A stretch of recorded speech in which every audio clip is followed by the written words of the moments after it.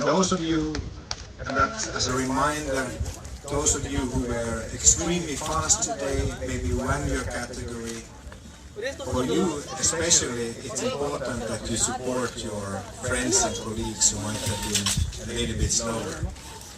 That's in our responsibility to take care of each other and enjoy this sport together. And you all did such a fantastic job. Please keep it up, and I hope to see you all next year again.